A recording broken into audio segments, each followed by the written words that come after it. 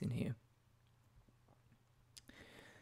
I need to sort a couple of things out just to make sure.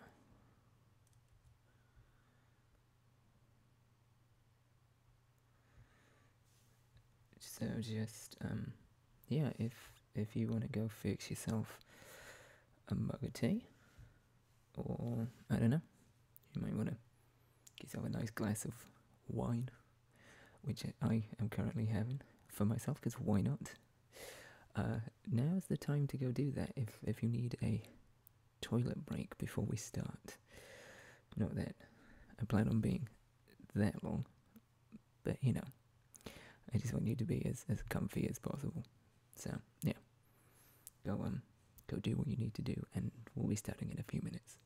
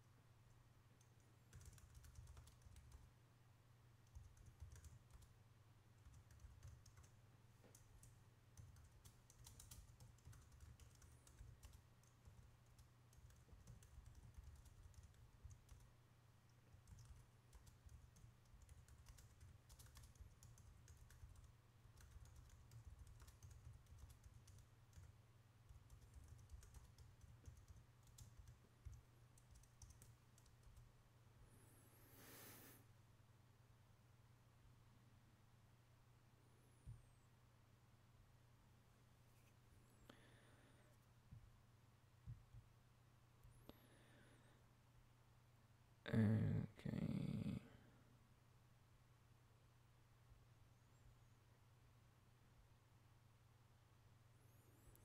Just making sure a couple more things, and then we'll get into it.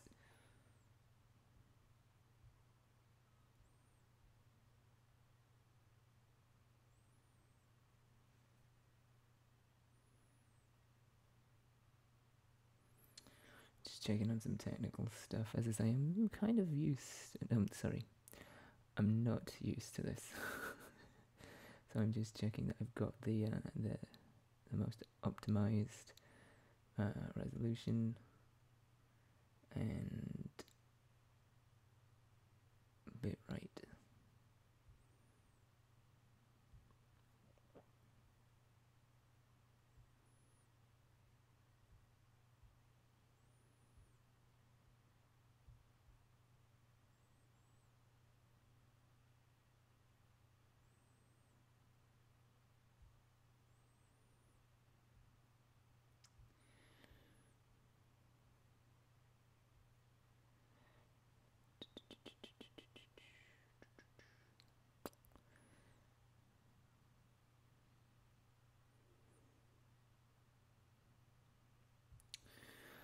The funny thing is, I've been getting a warning to maybe change the resolution, but I actually don't think I can do that because I have already started streaming, unless I can do it through YouTube Stream Manager.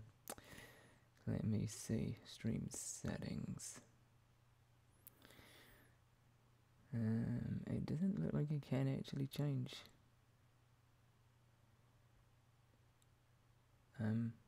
Yeah, I see what it's doing here, looking at myself, which is very bizarre. Whilst doing this, I see why it's asking about the resolution, or warning me about it, because it's not quite fitting there, but hey, yeah, I don't think I actually can change that, and without stopping the actual stream, but hey, it's all a learning curve, right?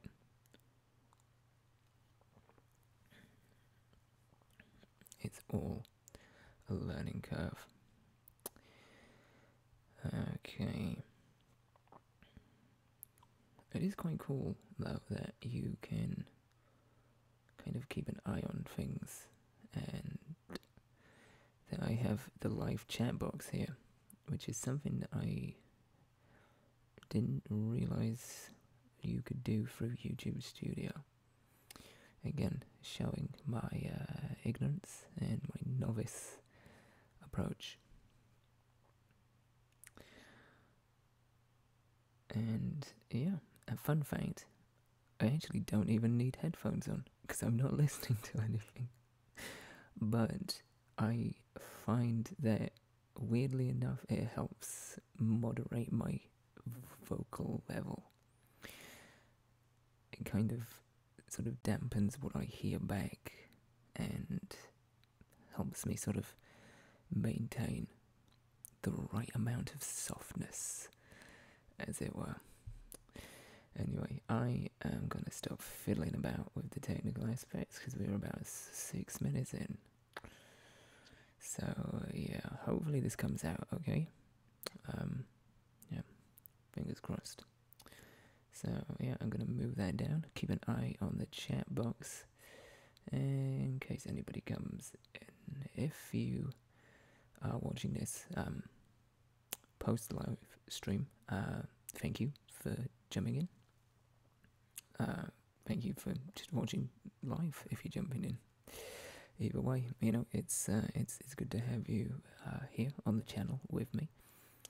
I have been a little bit quiet the last couple of weeks, especially over on the Twitter account. So if you follow me on the Twitter account, which if you don't and you're wondering, it is Lib Whispers, so you can find me there at Lib Whispers is the Twitter profile. But I've been pretty quiet on there for a couple of reasons too, which we'll get into in a little bit. One of which I'll just sort of jump into now is I'm actually trying to keep off Twitter more, which is something I kind of touched upon in the video I did a couple of weeks ago about joy as an act of resistance. I love Twitter because it allows you to engage with people that you like and that have common interests, in this case ASMR. It allows you to develop connections with people that you might not necessarily be able to do so without. It allows you to discover stuff, but it is also kind of a dangerous place if you're not quite in the best of headspaces and you find yourself looking at trending topics and news feeds, you know, and let's be honest, social media should not be your go-to for news feeds. You should really, if you're going to look into the news, which admittedly, like a lot of people, considering everything COVID related is something I'm doing more of. But if you're gonna look into the news, you should maybe look at a few sources, sort of try and establish a balance, I guess. But yeah, I'm trying to keep away from the news and the news end of Twitter, because it's not exactly a pleasant place at the moment. Yeah, but yeah, I've been a little bit quiet on here, a little bit quiet on there for that reason, and just because I'm dealing with you know, good days, bad days, somewhere in between days. Just trying to sort of be good to myself a little bit, and also just been busy with stuff which we'll get into in a little bit. But yeah, I think I can take this off now. 1 second. Boom. There you go. I actually like this about OBS, is the fact you can sort of decorate your screen with stuff. I kind of have squished the resolution a little bit, because when I tried it earlier it was a little bit jittery at full stretch, and also it's just kind of cool to have a little banner, little logo over there somewhere, and it's just a cool little system that hopefully is going to work okay, but we'll see. Yeah, anyway, end of the month Ramble for May 2020. And it's crazy that we are here at this time of the month again already. That has gone incredibly quick, it seems. But then, at the moment, time is not how we know it. In some ways it feels like it's slowing down, and in other ways it kind of feels like it's speeding up. It's really hard to sort of get a grasp on, especially when you are so often contained in one or two places. Anyway, we are here at the end of May, and as has become custom on the channel this year, we're going to talk about stuff that we've been enjoying. And I say we, because although primarily I'm going to be doing the vast majority of it, I do hope that you will throw down in the comments section, or if you are watching on the live stream, in the live chat, stuff that you have been enjoying, whether that's movies, TV shows, books, comic books, board games, maybe, I don't know. We do have a version of Jenga in the house, which we brought from the old house, and I've been meaning to get out and play for the longest time, but hasn't happened yet. Maybe June. Maybe June's the Jenga June. It's got a good ring to it. But yeah, whatever you've been enjoying, whatever you've been doing, watching, learning, I want to know all about it in the comments below. So yeah, let's start. Let's jump into it. So, for those of you who have maybe been away from the channel for a little bit, one of the last uploads was for a Sims 4 gameplay video, which was kind of fun, admittedly, getting back into that game. Took me a little while to sort of get used to the controls again, but it was fun jumping back into that and sort of picking up where I left off about 2 years ago. Yeah, I think I put the video out last week, and it was a day away from being 2 years exactly since I made the character that we were using in the gameplay video. So, yeah, kind of strange jumping back into that. Kind of strange seeing how quickly 2 years has gone by too, but it was fun. And if you haven't seen it and you like sort of softly spoken gameplay stuff, and you are a fan of The Sims, which I know a lot of people are, then go check it out. I really wanted to start a brand new campaign for Deadly Premonition, which is the game I talked about in last month's Ramble, but to be honest, I don't know if that's a good fit for a channel based around relaxation, because it's not relaxing.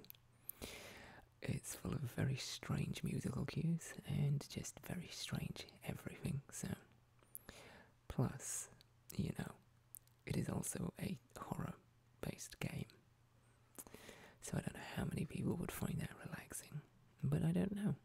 Maybe some people would just like to see that as just a regular video that doesn't need to be within the realm of ASMR.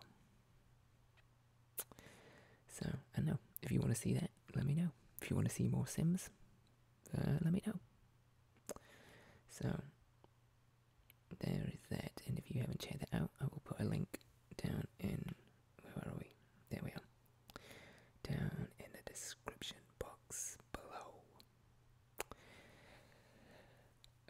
Okay, so I've actually been watching quite a lot of TV stuff this past month, starting with Band of Brothers, which is a show that is something that has been on my to-watch list for the longest time, and I actually have tried on two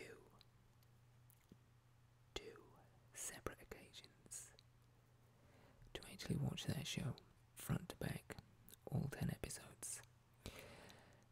somehow, some way, for some reason, I just got thrown off the path. Partly, I think, because it's just very dense and full on, and just like it's a real heavy duty job. Like it's emotionally heavy at points. I think that kind of made it a show that I didn't really want to binge watch, that I kind of wanted to sort of come back to in stages. And so I kind of got swerved off my momentum on, as I say, two separate occasions.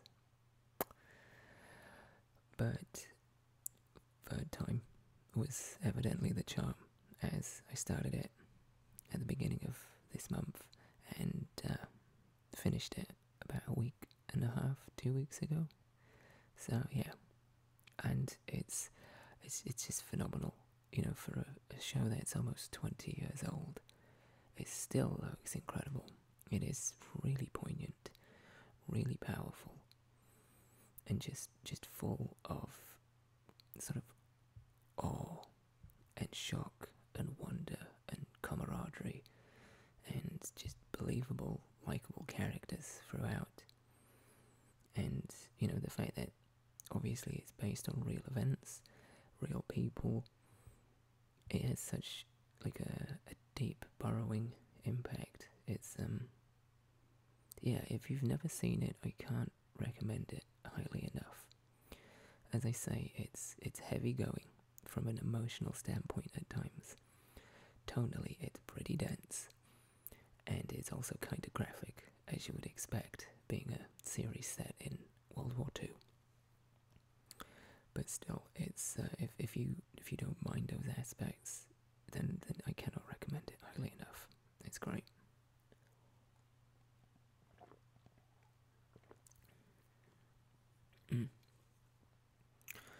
I'm not usually a wine person, but that's pretty good. To show how little of a wine person I am, it's got a warm taste to it. In the sense that, like, it makes your chest warm. Yeah. I'm no connoisseur, you know, but it's pretty good. It's pretty good. Our neighbours actually left that for us, which was a really sweet thing for them to do, along with a little box of cookies, which, you know, you cannot argue with that. Wine and cookies. Great combination. Anyway, so yeah, Band of Brothers. So pleased I finally got to finish it. It's took me a long time to get there, but definitely worth it. I would say one of the strongest TV singular series that I've seen, period. And then, of course, having watched Band of Brothers, I had to watch The Pacific, which is a sort of cousin to it, sort of companion piece, maybe would be a good way to describe The Pacific. It is, as the title suggests, set within the Pacific theatre, not within the European theatre of World War II. So, very different setting, very different climate, very different circumstance, but again, just really well produced and performed show. Not quite as good as Band of Brothers. In fact, there is a little bit of gulf in difference between the two, but still, Pacific is a really good watch too. And like Band of Brothers, can be kind of like tonally heavy, and it can be really grim at points. There's some pretty dark stuff in there, so yeah, it's not for everybody, and I completely get that. But if you don't mind that, and as I say, the best way that I found to do it is an episode at a time, then yeah, definitely worth checking that out too. Keeping things dense and intense is this show. I know this much is true, which is I think it's written and produced and mostly directed by Derek Cianfrance, who did Place Beyond the Pines, Blue Valentine, and what else has Derek Cianfrance done? I think he did the Michael Fassbender, Alicia Vikander Lighthouse movie with the baby. I think he did that, but I'm not sure. I can't even remember the name of that. Anyway, I Know This Much Is True is currently showing on HBO. It is 3 episodes in. I think there's another 4, so it's like a mini-series. It's based on a book by Wally Lamb of the same name, which I have added to my ever-expanding to-read list, although I don't know how long that's going to take me to get there, to that book, and when I do, I don't know how long it's going to take to read, because I think the book is 901 pages. Yeah, pretty heavy going, but the show is great. It is, again, it's pretty dense, it's pretty emotionally wrought. It is about a guy called Dominic and his identical twin brother, Thomas. Both characters are played by Mark Ruffalo, as you can see somewhere on my screen. Yeah, over there. There you go. You can also see, by the way, right next to my finger is the wonderfully goofy portrait of my cat. A Renaissance portrait of my cat, right there, in its temporary frame. We haven't got an actual one for it yet, so we took another picture out and put the cat portrait in there for the time being, but the cat is next to 2 Mark Ruffalo's up there. That's way easier to do. Anyway, Mark Ruffalo plays Dominic and Thomas. Dominic is the sort of long-suffering brother / carer for Thomas, who has paranoid schizophrenia and is put into a separate hospital / institution after an incident, after a sort of violent, scary incident. Hey Dylan, sorry, I've just seen you in the chat box there. Sorry, I was just kind of keeping an eye on the OBS setup. Nice to see you, Dylan. Thank you for joining me. Hope you're doing good. Yeah, so Thomas has sort of an incident, a violent incident, and he is put into a separate place from where he was before.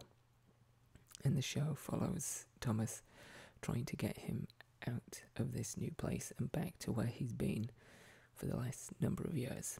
But as he tries to go through the sort of bureaucratic system of getting his brother out and back to where he was, back to where his brother belongs, it sort of goes through their childhood together, their time as young adults, in and out of each other's life, and it goes through certain twists and hardships that Dominic has faced outside of looking after his brother, and it sort of dips back and forth in time and sort of peels layers of the story off as it goes along. And as I said, yeah, it's pretty dense, it's pretty emotionally wrought and tough going at points, but it's just really, really good writing, which is why I've added the book to my list, because, you know, the book's always better, as they say. But I'm really enjoying it, and I think everybody in the show is putting in really great performances. Obviously, you've got Mark Ruffalo doing double duty as the twins, and then you've got Catherine Hahn as his ex-wife, who's a really good character and a really good performance from her. Rosie O'Donnell is in there as a sort of facilitator in terms of getting Thomas out of the institution he's in. Yeah, just a really good cast, really well cast, really well written. Derek Cianfrance, really good job just putting this whole thing together. And yeah, I'm really looking forward to the next episode and seeing where the story goes, because it kind of ended on a little bit of a cliffhanger, to say the least, which is always a good way to get you hooked onto a show. So yeah, I know this much is true. Again, highly recommended. Moving away from things that are kind of dense and heavy, and things that are pretty good. I have started watching Curb Your Enthusiasm again from where I last left it. So, start of season 8 is where I've started from. I've finished 8. I'm about halfway through 9. And then obviously you've got 10 after that, and then that's me up to date. But I've just loved jumping back into the world of Larry David. It's really cringy at times, it's really uncomfortable at times, but it is just endlessly funny. And, the word genius gets bandied about way too much, but I think that man is a certified genius. His observational skills, his ability to just draw things from everyday life that most people, regardless of background, colour, creed, upbringing, things that most people can relate to, and then just sort of juicing them for as much value comedically as possible. It's such a gift. I just love this show.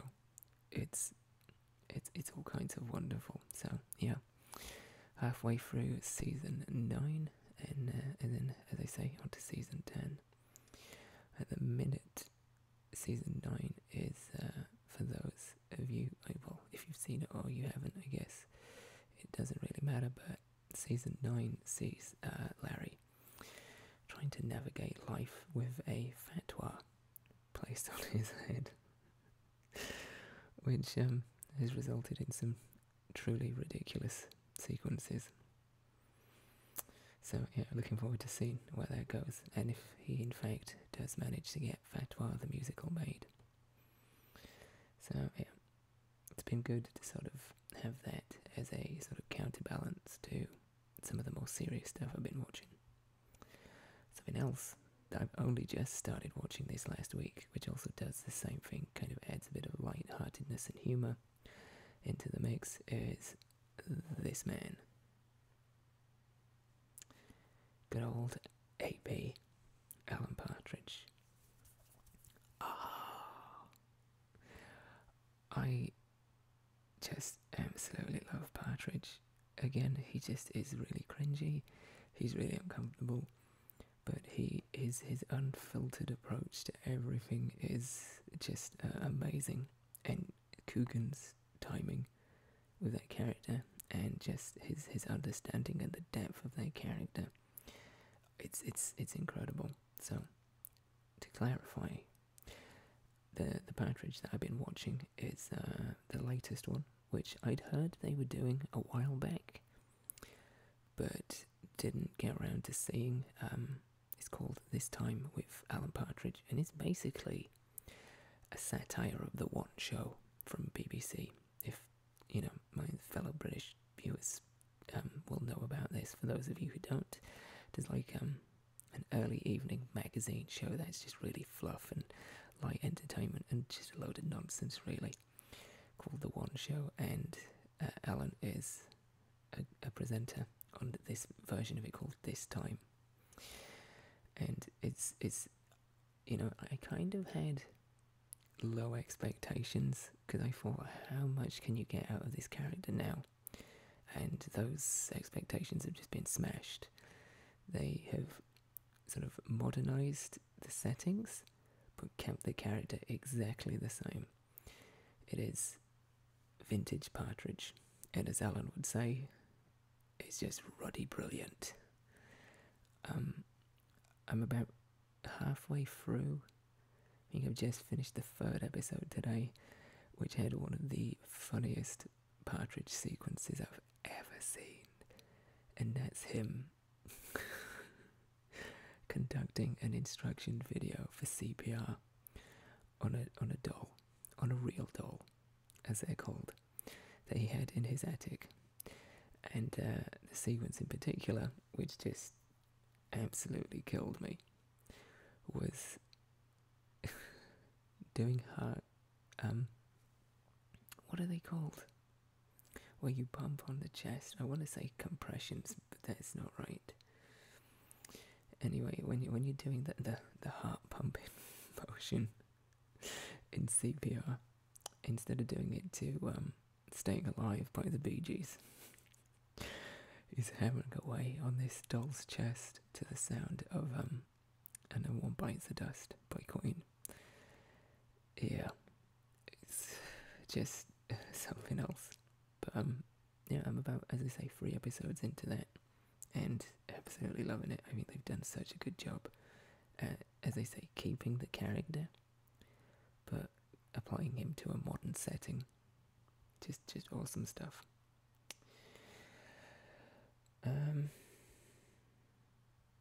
Okay, I'm missing a couple of images here for the show and tell portion of the show, so just talk amongst yourselves for a second while I just add those into the menu. Okay, we're going to be talking in just a second about music. And while I pull this up, I'm going to just make a mention that I will, and I should have done this for all the previous months, I will include a link to my monthly Spotify playlists that I have, where I just sort of compile things that I've ever come across and really like, or have been listening to a lot on loop. So there we go. I'm just going to shrink Thundercat down a second and place him over there. So in terms of full albums, I've only really been listening to 2. I am desperately trying to catch up, and I have a list which is growing by the weeks. But the 2 records I've been listening to this month, as you can see, Thundercat with the album It Is What It Is. I think that's what it's called anyway. Yeah. And if you are familiar with Thundercat, you will, so if you're familiar and you like Thundercat, then you'll like this record too, if you haven't listened to it already, because it's just pretty much Thundercat doing what Thundercat does. Sort of cosmic funk, just very, very bass heavy, very funky, very fun, very cosmically charged. I think I talked in a previous Ramble about Dragon Ball Do-Rag, which is on the album, which is just a great track, really fun, really funny. But yeah, I mean, it's Thundercat doing Thundercat. It's just great bass work, great, as I say, cosmic influenced funk stuff. Some good collaborations on there, and just a solid Thundercat record. Can't really say much else about it, to be honest. If you're unfamiliar with Thundercat, do check him out if you like the sound of cosmic funk. If not, then I don't know what to tell you. It's probably not going to be for you. The other album, which I'm just going to pull up in 1 second for you guys, is pretty much in the same vein as this artist's other stuff as well. So, the Thundercat album is typically Thundercat, and this Pure X by Pure X, self-titled album by the band Pure X, is pretty much what you may be used to with this band. It's a lot cleaner, it's a lot more tighter, there's a lot less reliance on a sort of reverb and walls of noise, wall of sound, sorry, because they're not like a dissonant band, just like a shoegazy dream pop band. So if you like your shoegaze, you like your dream pop, you've never heard of Pure X, definitely check them out. Check this album out. As I say, it's cleaner, it's leaner, it's more streamlined, but it's still really good. It still kind of has this same sort of dreamy feel to it. It's just, as I say, just a bit more neater. Personally, I actually enjoy the more sort of fuzzed out stuff that they've done. The album with the sort of red cover or the red border, I can't remember the name of it, but it was really good. I think it was the first album. But yeah, I've been enjoying this too. You know, it's been nice to sort of dip back into a little bit of shoegaze, a little bit of dream pop.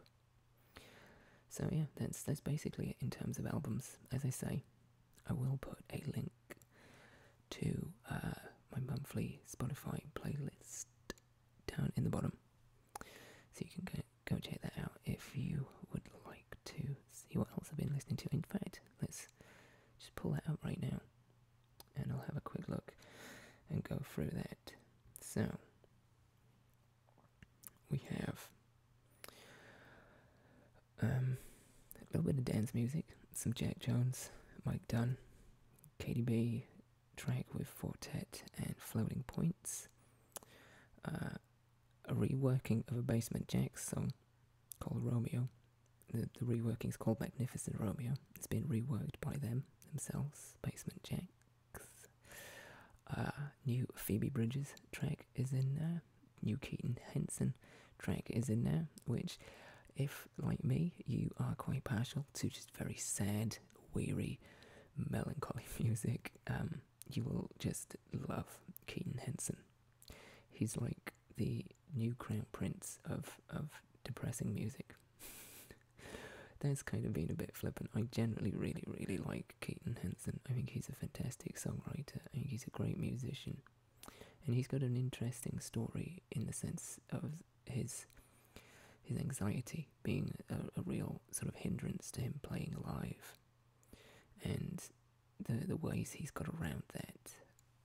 I think it was last year, maybe the year before, he did an album called 6 Lethargies, which was 6 composed pieces that he did with a orchestra, in which the idea was to represent sonically the feelings of anxiety and fear and depression, I think. And it's a stunning body of work from what I've heard.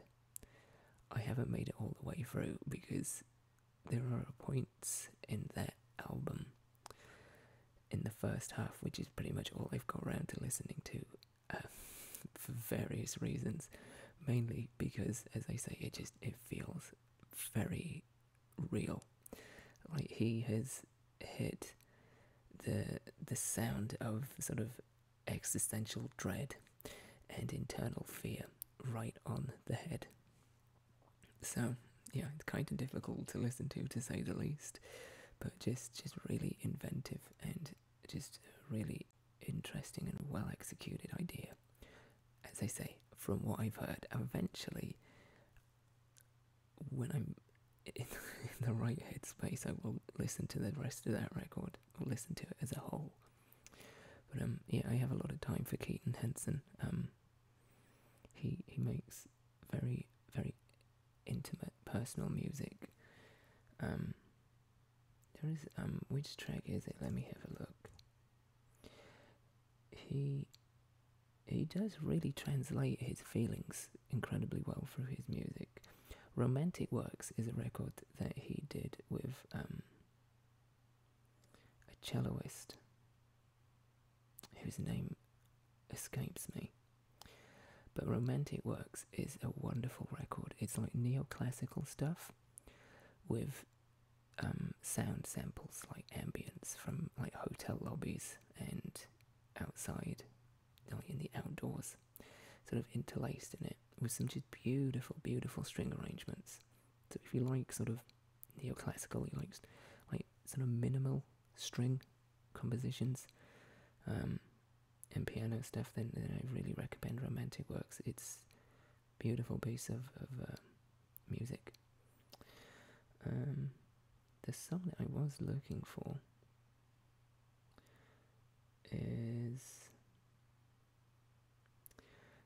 it's called All Right, and for me that really nails the idea of what it feels like sonically to question yourself, to doubt yourself, to be kind of afraid to put yourself out there in a number of ways. So, yeah. Really good stuff, but, maybe not for you at the minute, depending on your state of mind. I don't know. Anyway, in terms of films, I really... Well, actually, I should just skip over books because I haven't read anything else. I'm still working through Kim Gordon's memoir. Yeah, I just... I just haven't... And it's not that it's not good, because it's great. It covers a whole lot of stuff. I just haven't been disciplined enough to give myself time to read, so... That is the goal for June, to finish that book and then maybe finish something else as well. So, nothing in terms of books for this month, but if you've been reading something that you've been really loving, then please, again, let me know down in the comments. I want to know. In terms of movies, I've only really, truly seen one film, and it's one of the most bleak, depressing films I've ever seen. It's called Dancer in the Dark by Lars von Trier. I have a very sort of tattered relationship with the works of von Trier, and by that I mean I pretty much hated most things he's ever made, but I wanted to watch Dancer in the Dark for a couple of reasons. One, because I'd heard a lot of things about it, good, bad, and confused. It was the 20th anniversary of its release a couple of weeks ago, and I have, and this sort of leads me into one of the reasons why I've been a bit more busy than normal. I have started a podcast. Podcasting is something I've done before in the past, but I started a new one for a lot of reasons. One, because it was something that I felt would be something good to focus on and work on whilst I'm in quarantine, whilst my future of employment is uncertain. It was something that I had been considering doing for a little while again anyway, but this seemed to be a good springboard for that. It's also a good opportunity for me to talk to people that I have known for quite a long time, of varying different degrees. Some people I know very well, some people I don't know that well, but it's making me look at the sort of art of conversation, I guess, both from a personally comfortable perspective with the people that I know very well, and from the more estranged position with those that I don't. So yeah, the idea behind it is to sort of use it as a opportunity to talk to people that I know, that I don't know very well, various different degrees. There's a spectrum going on there. So yeah, I started a show called Timed Out, which I will show you the artwork for very quickly, right there. That launched last week. There's only 2 episodes available at the minute. The intro episode, talking about what I want the show to be. As I say, an opportunity to talk to people, opportunity to talk about things that are going on, that are bothering me, that I'm interested in, that are occurring, that are happening in this very unprecedented time. It is a good sort of vessel for me to pour a lot of stuff into. I don't really want to say that it's therapy, but it kind of works in a similar way, I guess. It's a good sort of source of direction, I guess, for me to direct things in towards, if that makes any sense. But it's also a good opportunity for me to learn about stuff. Since being in quarantine, I've wanted to learn more about things that I'm interested in, and more specifically things that I don't really know much about but are intriguing. So, mysteries of the world, different locations, different cultures, different lifestyles, strange elements of history, all sorts of stuff. It's something that I've always kind of had an interest in, sort of exploring the unknown. And I figured that this would be a really good opportunity for me to do so. So, yeah, 2 episodes in. The second episode is about Dancer in the Dark. It's kind of like a film review of high magnitude, in the sense that I pose the hypothetical question, is this film worth keeping or deleting? I go through a various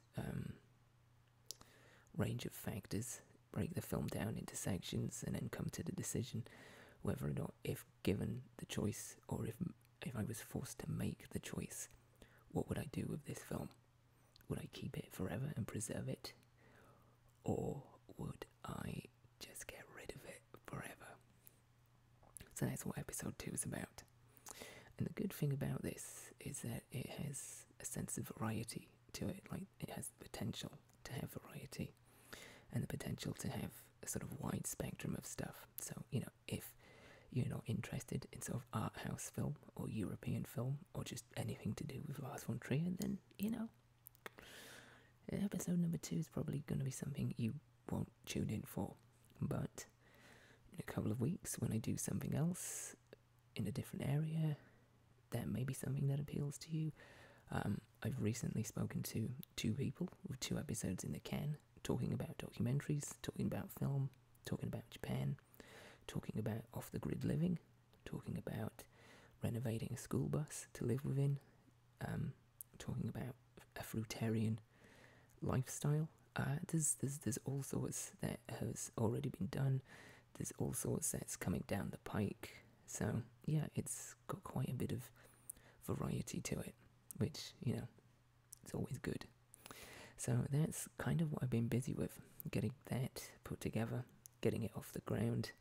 And as I say, second episode is about Dancer in the Dark, which I'm not going to talk about too much. If you have an interest in that film in particular, if you have a strong opinion about it, if you like film, cinema, if you like art house stuff, if you like European film, if you like Lars von Trier, which, that's your prerogative, I guess, then you may want to check that out. But if not, then no worries, because as I say, there may be something down the line, or there may be nothing for you. I don't know. That's the thing. I wanted to sort of try and focus everything that I'm interested in into one place. So that's what's been happening. I will, of course, if you are interested, put a link to the podcast's sort of main website for the time being. I am going to be looking at working on an actual website hosted by myself for it, but it is currently hosted by Simplecast. You can find it at divedout.simplecast.com, or you can just search wherever you get podcasts from and find it there. So, yeah, it's kind of a hands-on job, getting all of the stuff together for it and putting it together and getting it out there. But it's been fun. It's been a lot of work, but it's been fun, and I think it's got potential. So if you've enjoyed the sort of pursuit of happiness stuff that I've done on here, where I've talked about experiences and things that I'm trying to incorporate into my life, and just the mindset that I'm trying to apply for different things, if you've liked that more personal side of this channel, and you enjoy that aspect of what I do here, then I think you will enjoy chunks of this for sure, because, whether or not the subject at hand for that particular episode, as I say, is something for you, there's going to be stuff like pursuit of happiness, like the sort of more personal side of this channel in there. So yeah, if you've enjoyed that aspect of this channel over the last couple of years, definitely something you may want to check out. But other than that, that's pretty much been May. Quite a lot of TV stuff in there, not enough books for sure, not enough music, but these are all things to sort of rebalance going into June.